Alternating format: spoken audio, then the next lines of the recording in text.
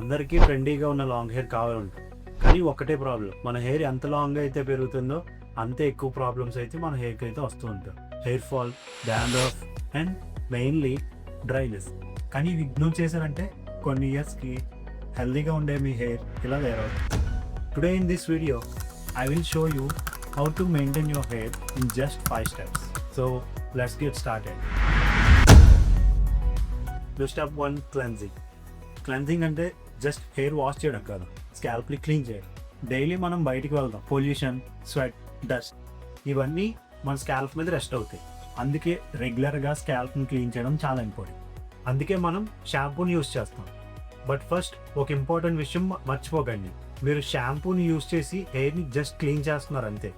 మన హెయిర్ని, స్కాల్ప్ని క్లీన్ చేస్తున్నాం.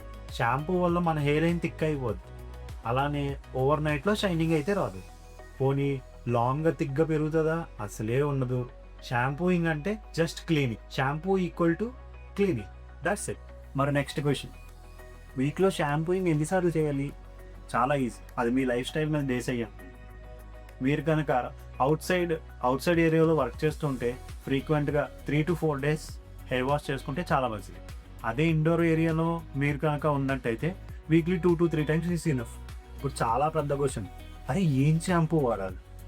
హెయిర్ వాష్ చేసిన కొన్నిసార్లు గ్రీజీగా ఉండడం, జిడ్డుగా ఉండడం అనిపిస్తుందా? ఎస్, అయితే మీకు ఆయిలీ స్కాల్ప్, మీకు గ్లైకాలిక్ సిరప్, సాలిసిలిక్ యాసిడ్ ఇలాంటి ఇంగ్రీడియంట్స్ ఉన్న షాంపూ అయితే వాడాలి. ఈ ఇంగ్రీడియంట్స్ మీ స్కాల్ప్ని ఈజీగా వాష్ చేస్తాయి. మీ స్కాల్ప్ నార్మల్గా ఉంటే జెంటిల్గా, హైడ్రేటింగ్గా ఉన్న షాంపూ వాడాలి. ఇప్పుడు నెక్స్ట్ క్వశ్చన్, షాంపూని ఎలా యూస్ చేయాలి? ఓకే, ఇప్పుడు షాంపూని ఎలా వాడాలి? ఇలా వేసుకొని ఇలా ఇలా అని ఏంటి, మనం ఏం జంతువునువా? ఇలా కాదు, వద్దు. జస్ట్ కొంచెం అమౌంట్ ఆఫ్ షాంపూ వేసుకొని జెంటిల్గా అయితే మసాజ్ చేసుకోవాలి. ఇలా అయితే చేసుకోకుండా మన హెయిర్ని యానిమల్లా కాకుండా క్యూట్ లిటిల్ బేబీకి ఎలా అయితే మసాజ్ చేస్తామో జెంటిల్గా 2 to 3 minutes అయితే వాష్ చేస్తూ ఉండాలి. జెంటిల్గా మసాజ్ చేయడం వల్ల మన స్కాల్ప్ అయితే కొంచెంగా నానిపోద్ది అనమాట. నానిపోయి బయటకు వచ్చి ఈజీగా వాష్ అవుతుంది. ఇంకో ఇంపార్టెంట్ పాయింట్, హెయిర్ వాష్ చేసాం, జుట్టు ఊడిపోతుంది, ఇదే కదా మీ ప్రాబ్లం. హాట్ వాటర్తో అస్సలు చేయకండి. హాట్ వాటర్తో చేయడం వల్ల పోర్స్ అనేవి ఇలా ఓపెన్ అయిపోయి, పోర్స్ నాకు స్పెల్లింగ్ రాదు, రేపు పెడతాను. ఈ పోర్స్ అనేవి పెద్దది అయిపోయి మీ హెయిర్ అనేది లూజ్ అయిపోతుంది. నార్మల్ వాటర్ లేదా కోల్డ్ వాటర్ యూస్ చేస్తే చాలా మంచిది. బట్ ఎందుకు, సింపుల్గా చెప్పాలంటే హాట్ వాటర్ స్కాల్ప్ని డ్రై చేస్తుంది, న్యాచురల్ ఆయిల్స్ని రిమూవ్ చేస్తుంది. హెయిర్ ఫ్రిజ్జీగా అవ్వడం, బ్రేకేజ్ అవ్వడం, హెయిర్ ఫాల్ ఇంక్రీజ్ అవ్వడం ఇవన్నీ హాట్ వాటర్తో స్నానం చేస్తూ వస్తుంది. మనకు అవసరమా? Normal water is the safe best choice. Let's move to step 2, conditioning. అబ్బా, ఈ స్టెప్తో చాలామంది మిస్ చేసే స్టెప్పే కండిషనింగ్. ఒకటి గుర్తుపెట్టుకోండి, షాంపూ చేసిన తర్వాత మన హెయిర్ మోస్ట్లీ అయితే డ్రైగా ఉంటుంది లేదా ఫ్రిజ్జీగా ఉంటుంది. మరి ఎందుకని ఆలోచించారా?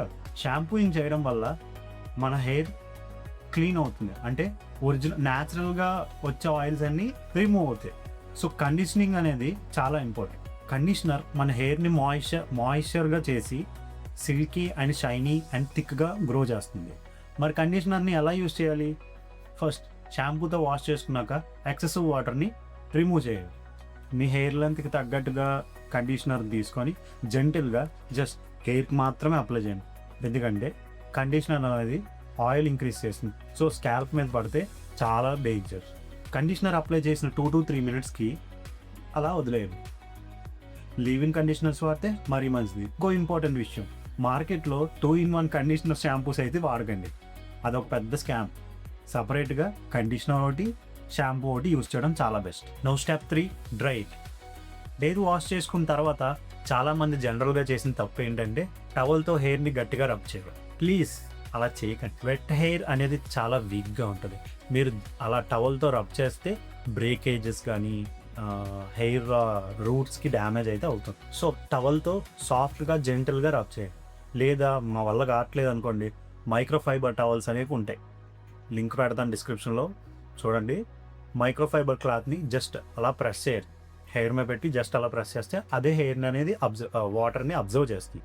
హెయిర్ డ్రైని కూడా యూస్ చేస్తున్నారా? పర్వాలేదు, నార్మల్ టెంపరేచర్లో మీరు యూస్ చేస్తున్నట్టయితే చాలా బాగుంది. But warm temperature, heat temperature పెట్టి మీరు కనుక హెయిర్ డ్రైయర్ అయితే యూస్ చేస్తున్నట్టయితే కొంచెం చూసుకోండి, ఎందుకంటే మీ హెయిర్ అనేది బ్రేకేజ్ అనేది స్టార్ట్ అవుతుంది. ఒకటి గుర్తుపెట్టుకోండి, హాట్ ఎయిర్, హాట్ వాటర్ రెండు చాలా ప్రమాదం. మీ హెయిర్కి చాలా మంచి బెస్ట్ ఫ్రెండ్ ఏంటంటే normal and cold water. And now let's move to step 4.